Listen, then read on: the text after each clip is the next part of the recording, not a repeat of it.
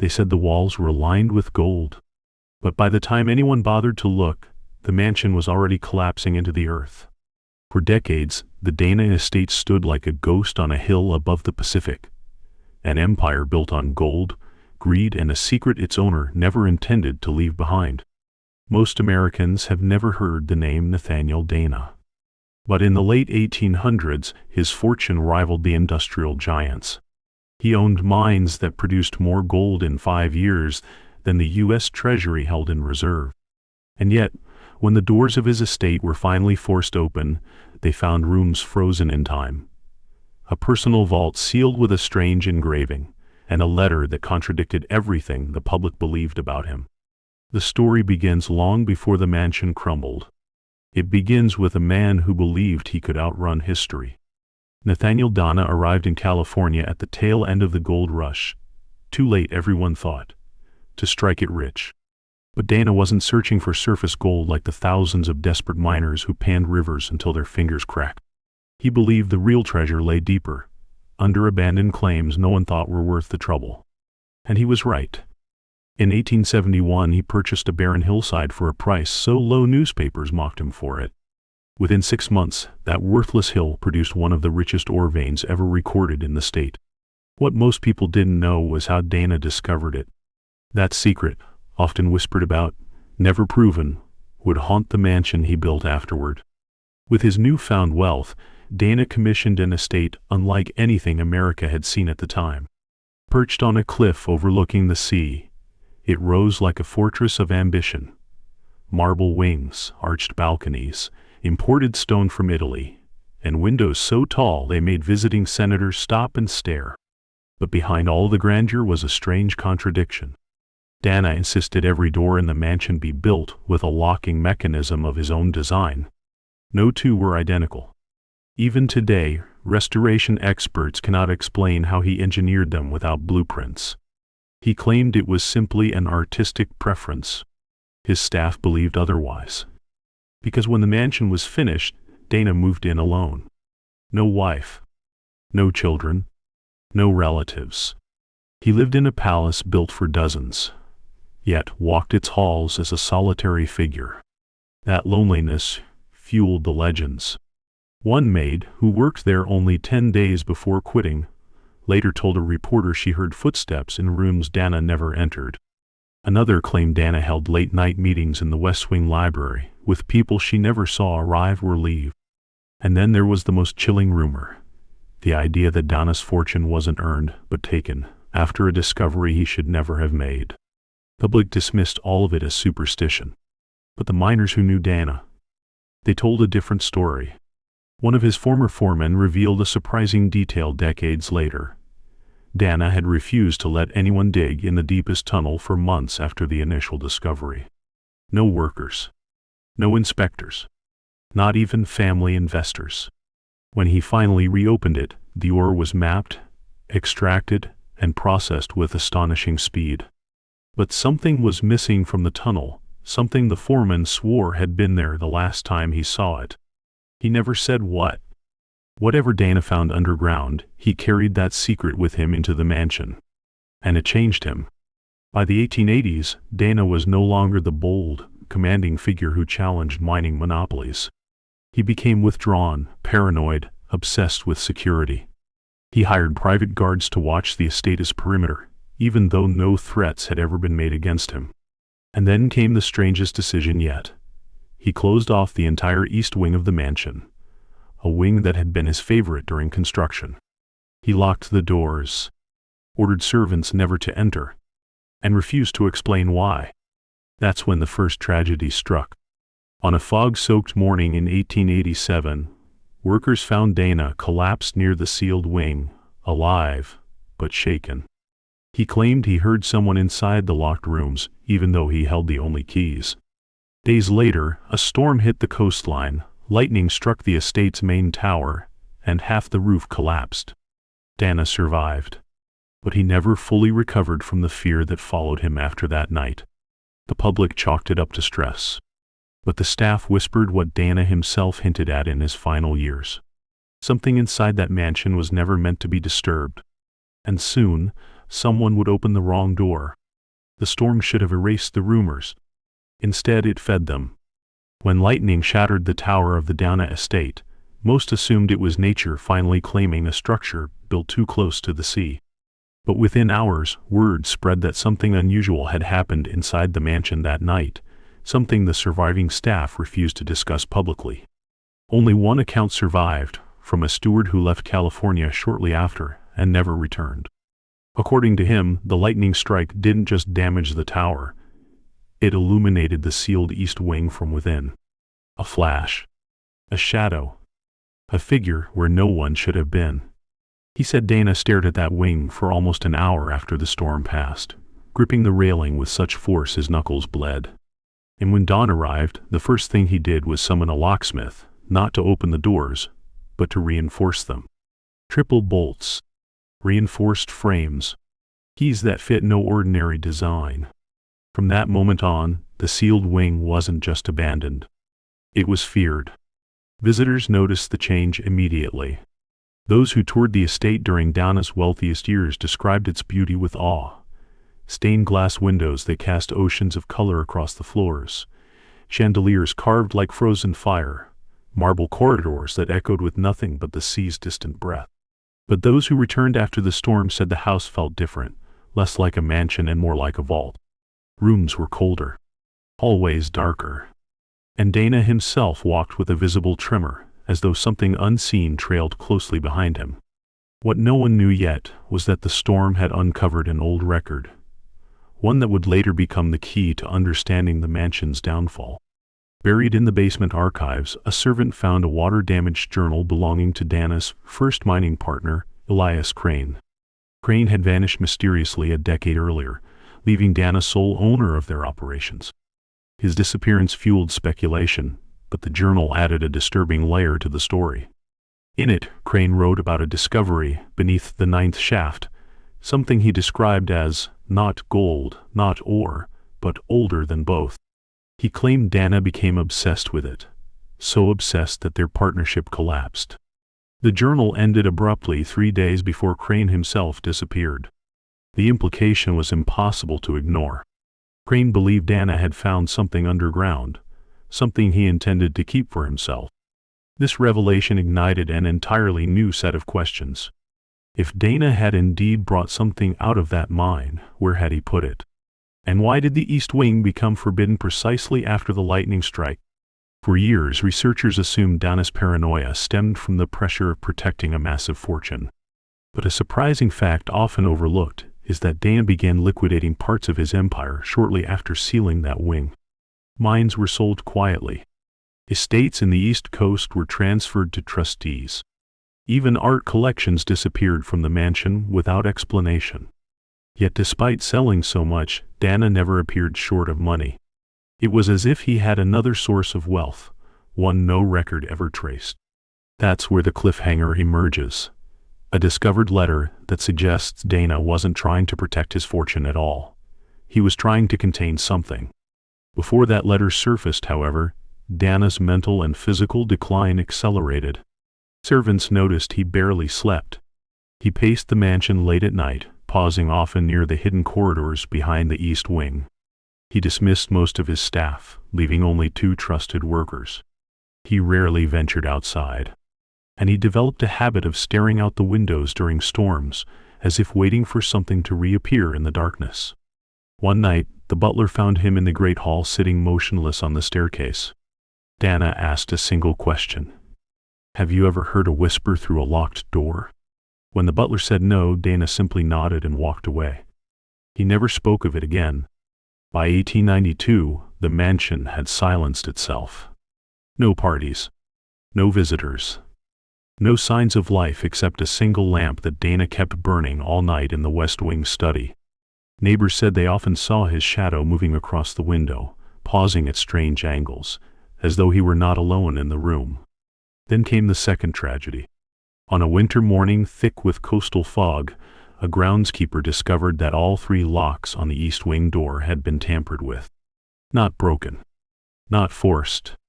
Tampered, opened by someone who knew the mechanism's impossible design. Footprints led into the sealed corridor. None let out. When they found Nathaniel Dana later that day, he was sitting upright in a chair in his study, eyes open, as if watching someone who wasn't there. His death was ruled heart failure. But the staff who saw him first swore he looked terrified. And the East Wing? It was empty. At least that's what the official report said. But the private letter found next to Dana's desk told a different story, one that would change everything Americans believed about their forgotten gold baron. The letter was short. Only 3 paragraphs. But it unraveled the entire legend of Nathaniel Dana. It was addressed not to a family member, he had none, but to a man historians barely recognized. Dr. Alaric Mendel, a geologist dismissed from academia for promoting theories about pre-human civilizations buried beneath the western mountains. Whatever Dana had found in the 9th shaft, Mendel was the only person he trusted enough to confess it to. The first line of the letter chilled researchers. I was wrong to remove it from the earth. Dana never specified what it was. But the wording, the urgency, the unmistakable fear threading every sentence. It was unlike anything written by a man known for his iron will. In the second paragraph, Dana admitted something even more astonishing, that the object, or relic, as he called it, did not behave the same way once exposed to air. He described vibrations felt at night, temperature drops around sealed rooms, the sense that the relic responded to movement, though he insisted it must be an illusion brought on by stress. But the final paragraph is what changed everything. I have sealed it in the East Wing as deep and secure as this house will allow. But if the doors ever open again, you must destroy what you find. It belongs to another world. He died 2 days after writing those words. Mendel never responded. He had already left the country.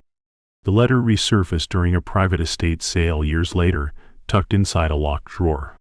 And suddenly, the myth of Dana as a paranoid recluse took a darker turn. If he truly believed he had unearthed something ancient, something dangerous, why didn't he destroy it himself? Some historians argue he tried. Others think he wanted to understand it. But the most intriguing theory is that Dana believed the relic couldn't be destroyed at all. That possibility reframed everything about the mansion, especially the sealed wing. A surprising fact discovered by architectural historians reveals that during construction, Dana ordered a hidden sub-level under the East Wing, a chamber not shown on any blueprints filed with the county. Workers later testified that he dismissed them days before the chamber's completion and finished the final reinforcements alone. No one ever entered it afterward. Which leads to the most enduring question. What was inside that chamber? The answer remained hidden for nearly 40 years. After Dana's death, the mansion passed to distant cousins who had no interest in maintaining it. They stayed only long enough to remove valuables and sell the property to a lumber magnate who intended to tear it down. But when that magnate attempted to demolish the East Wing, the workers refused to continue after only a single day. They reported echoes from inside the sealed rooms, sounds that didn't match the structure's layout. Tools went missing. A foreman broke his wrist when a support beam shifted on its own, despite being structurally sound. Construction halted. The East Wing remained untouched. And the mansion entered its next chapter, abandonment. For decades, storms clawed at its exterior. Ivy swallowed its windows. Local teenagers dared each other to approach the property at night, swearing they saw flickers of light from inside the sealed corridors. Most dismissed this as imagination. But the cliffhanger comes from a documented report written by a county inspector in 1928 during a survey of neglected estates. He described finding scorch marks on the floor inside the sealed wing, despite no known entry points, no fires, and no structural weaknesses. Even stranger, his compass stopped working the moment he approached the locked door. He wrote it off as equipment malfunction, until a second compass failed in the exact same spot. He left the property unsettled. He never returned. By the 1940s, the Dana estate had become a local legend. Campfire stories, ghost tales, warnings whispered to children. But beneath the folklore was a pattern too consistent to ignore. People who stepped near the East Wing reported sensations, cold flashes, dizziness, the feeling of being watched by something standing just out of sight. Then, in 1951, the mansion experienced its third tragedy. A group of amateur explorers broke into the estate one summer night. They weren't looking for relics or secrets, they were teenagers with flashlights, hoping for a scare. Instead, they found the East Wing doors partially open. Not forced. Not splintered. Open, as if someone had unlocked them from the inside. Only 2 of the teenagers entered. Only one came out. The survivor never spoke publicly about what happened inside. But in a private interview years later, he said only 4 words before refusing further questions. It wasn't empty anymore. What he meant wouldn't be understood until researchers finally reopened the mansion decades later and found evidence that something had moved inside the sealed chamber long after Dana's death. When investigators finally stepped into the Dana estate in the late 1970s, they expected dust, decay, and silence. What they found instead was movement, subtle, impossible, and unsettling enough to make hardened researchers walk back outside to steady themselves. The mansion had been abandoned for nearly half a century. No electricity, no maintenance, no human footprints except those of trespassers long gone.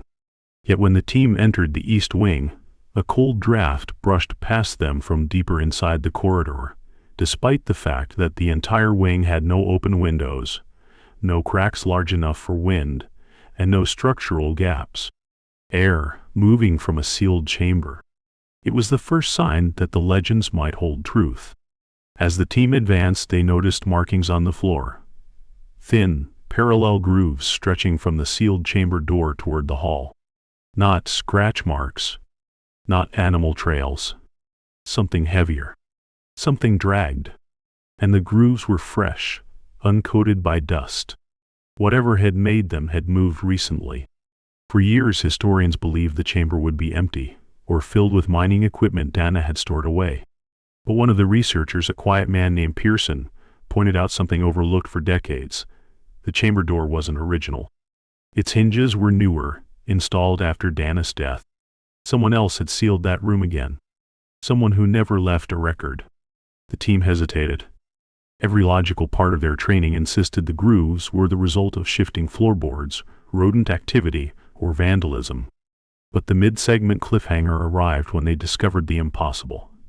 A faint warmth radiating from the chamber door, even though the rest of the mansion sat at a near-uniform cold temperature. It felt like standing near a furnace whose fire had long since burned out, but whose stones still held memory of the heat. No one could explain it. But they opened the door anyway. Inside they found no relic. No object.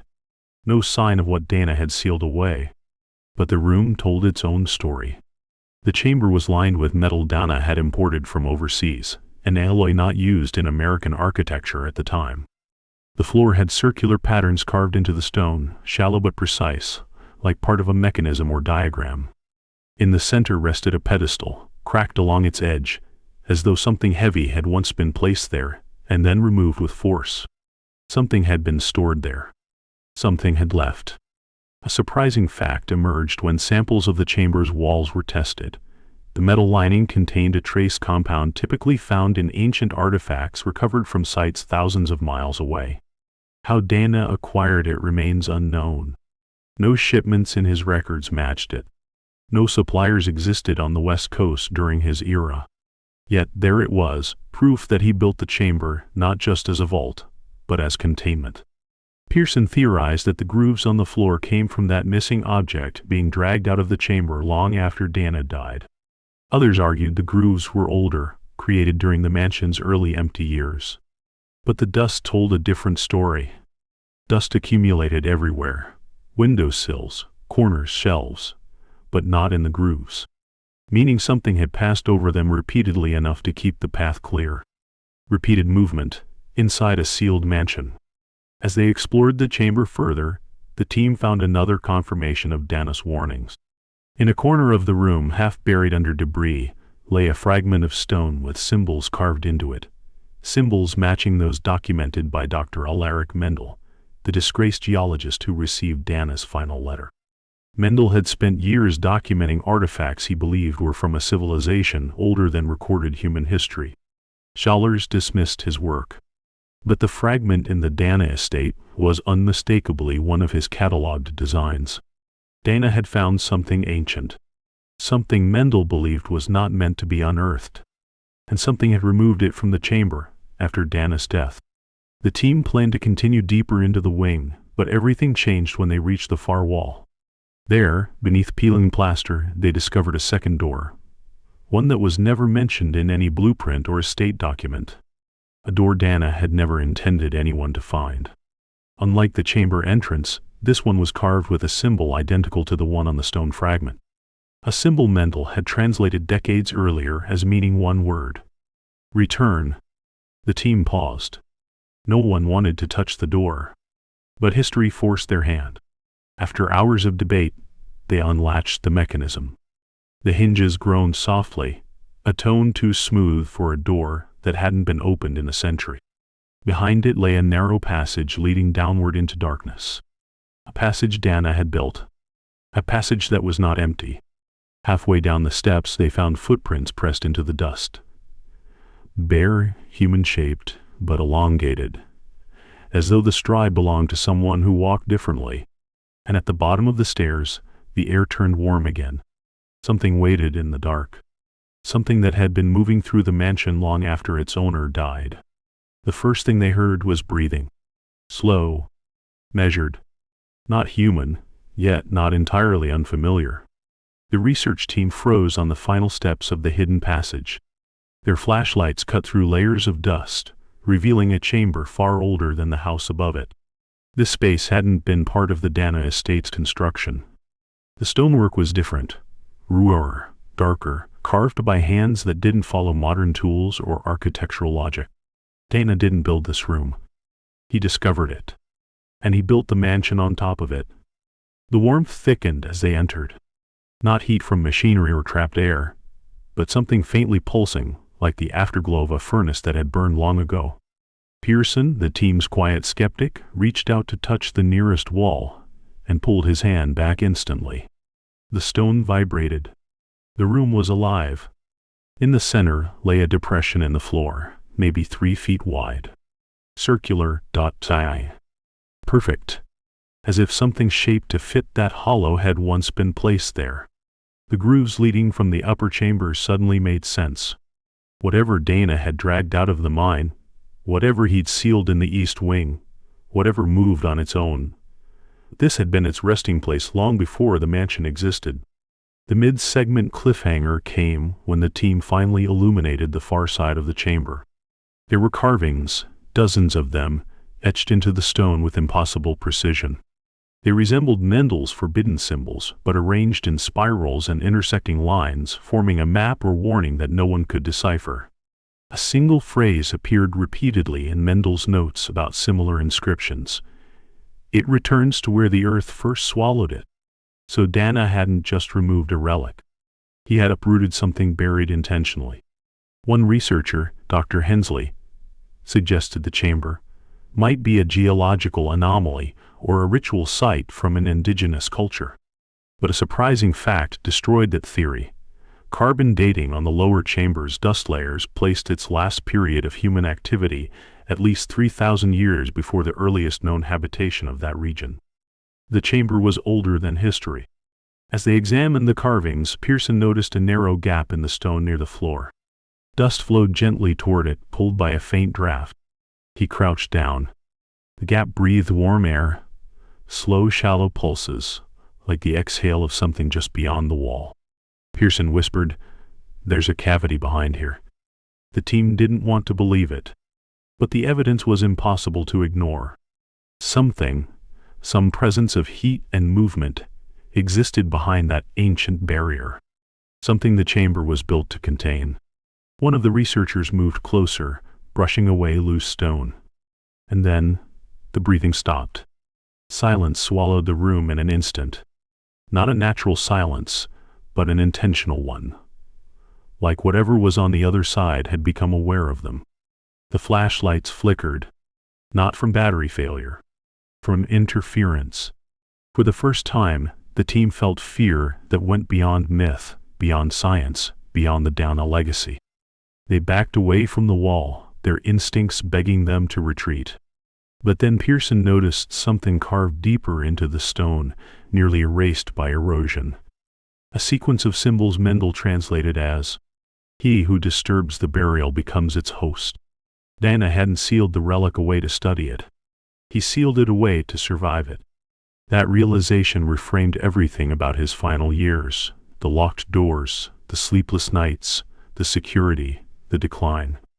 If he believed the relic was alive, even sentient in some form, then every measure he took was not paranoia. It was self-defense. Maybe it wasn't enough. As the team prepared to leave, the chamber exhaled again, this time colder than before. The temperature dropped so sharply their breath fogged the air. Something behind the wall shifted, a slow grinding sound that vibrated up through the floor into their legs. The chamber wasn't waking up. It had been awake the entire time. It was responding to them. When they rushed back up the stairs into the east wing, Pearson noticed something that made his voice crack: new grooves. Fresh. Cutting directly across their own footprints. The same parallel tracks that had led from the upper chamber, but now they extended farther, toward the mansion's main hall. Whatever had moved inside the estate decades earlier had moved again.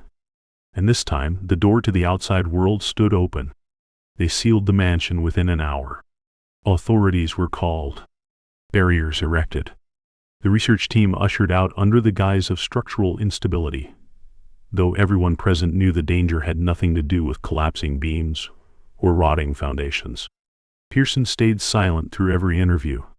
Hensley refused to re-enter the estate even to retrieve her equipment.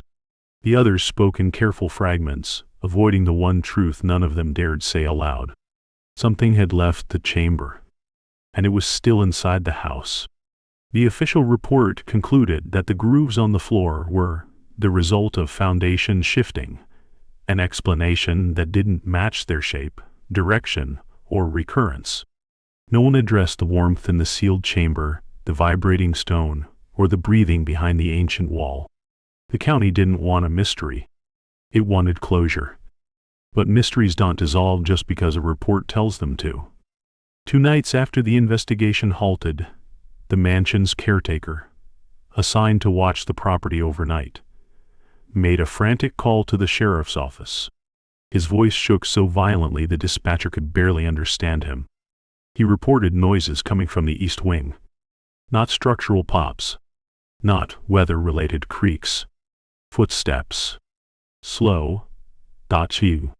Deliberate taut. By the time deputies arrived, the caretaker was gone. His flashlight lay on the porch, still warm. The front door stood open, not forced, simply unlatched, as if someone had invited him inside. They searched the mansion for hours. They found nothing. No sign of entry. No evidence of struggle. Only one detail stood out. The grooves on the floor were longer than before, ending now into the west wing. The mid-segment cliffhanger struck during the county's follow-up inspection. While outside surveying the property line, an inspector noticed something glinting in the soil near the cliff edge, metal, faintly golden, half buried by recent rain. Assuming it was a relic dropped by the research team, he unearthed it with a small trowel. It wasn't a tool. It wasn't debris.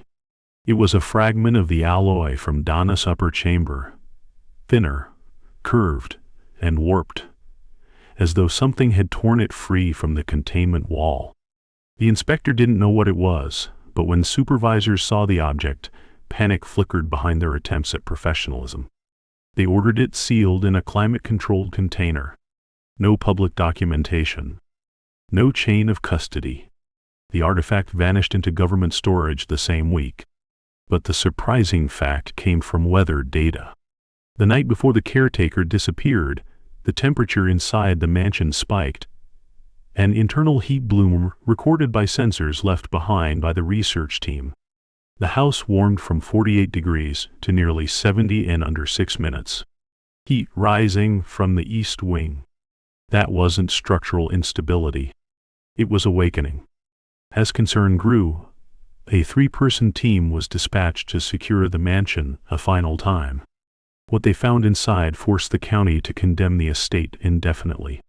The grooves, those parallel tracks, were now everywhere. Across the great hall, through the dining room, down in the servants' corridor. They were shallow but unmistakable, a path worn by something dragged or pulling itself along.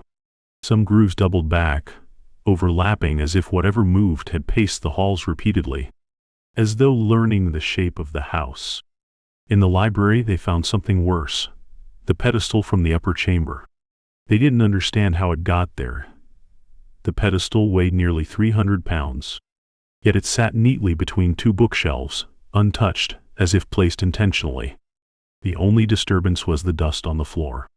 A perfect circle swept clean around the pedestal, like something had rested on it recently. One of the inspectors suggested shutting the place down, boarding every door, sealing every window. But when they tried to leave, something unusual happened. The front door, wide open seconds earlier, refused to budge. Not jammed, not swollen from moisture. Held, as if pressure were applied from the other side. The 3 men panicked. They tried every exit, kitchen, cellar, courtyard. All locked. All unmovable. They weren't trapped by architecture. They were trapped by the house. Only after several minutes did the front door swing free so suddenly that the men stumbled out onto the porch. None ever returned. Within weeks, the county declared the site hazardous. Not from structural decay, but from unusual environmental effects. A vague phrase meant to disguise a simple truth. The Dana estate wasn't empty. Had never been empty. Something brought up from the 9th shaft now moved freely behind its walls. And the final revelation would come only after the mansion was scheduled for demolition, when workers uncovered a sealed crate in the basement labeled with a single word in fading ink. Mendel. The crate shouldn't have survived. It lay behind a collapsed section of the basement wall, buried beneath decades of soil, broken stone, and rusted piping.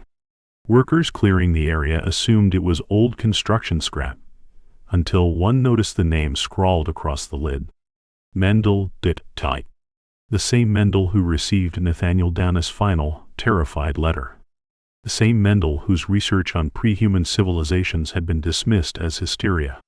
The crate was nailed shut, reinforced with metal straps, and sealed in a resin that predated modern industrial formulas. Whoever hid it didn't want it opened. Not by accident. Not by time. Not by anyone except the one man who never returned to claim it.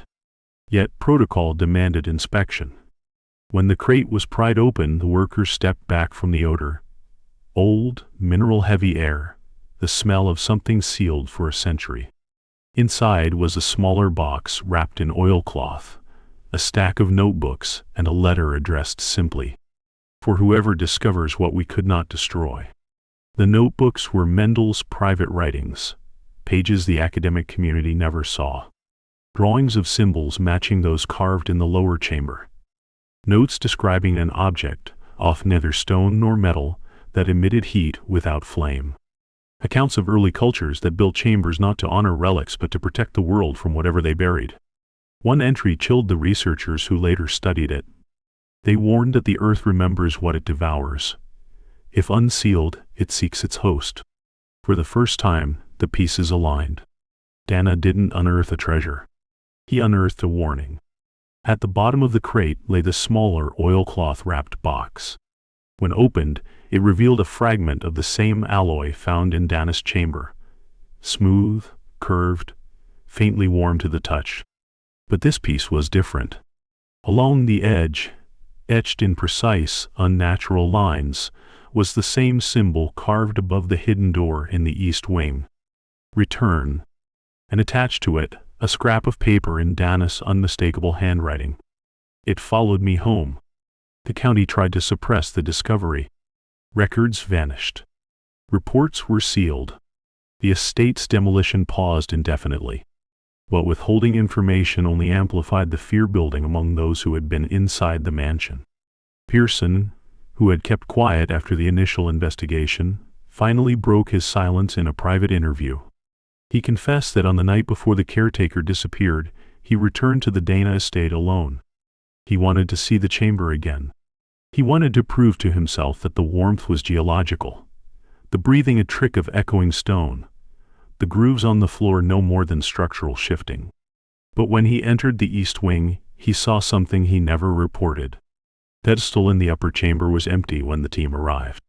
But hours later, it wasn't. Something had been placed on it. Something that hummed so softly he felt it in the marrow of his teeth. Pearson fled before he could see more. And the next morning, the pedestal was empty again. His confession reframed the crate, the chamber, the mansion itself. Whatever Dana unearthed, whatever ancient force or artifact or presence, had not remained dormant. It moved. It followed.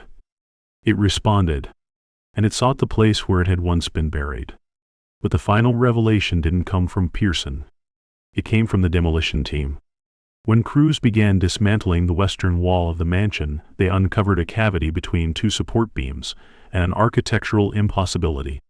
Inside that cavity was dust. Fine detonite. Pale, dirt. Arranged in a perfect circle, identical to the hollow in the ancient chamber beneath the house. A circle where something had rested. A circle that was now empty. And on the wall beside it, scratched into the timber with unnatural precision, was a symbol none of the workers recognized, until historians confirmed it matched one of Mendel's translations. 2 words. I return. In the days following the discovery, demolition halted for good. The Dana estate still stands, rotting, silent, sealed behind fences no one dares breach. Not because of superstition, but because no one can say with certainty what was once taken from the earth, or where it has gone. Some believe the artifact was never alive. Others believe it still wanders the mansion, seeking its host.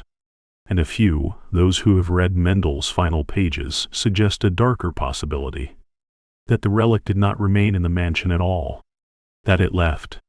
That something older than history now walks the coastline, waiting for the world to dig in the wrong place again.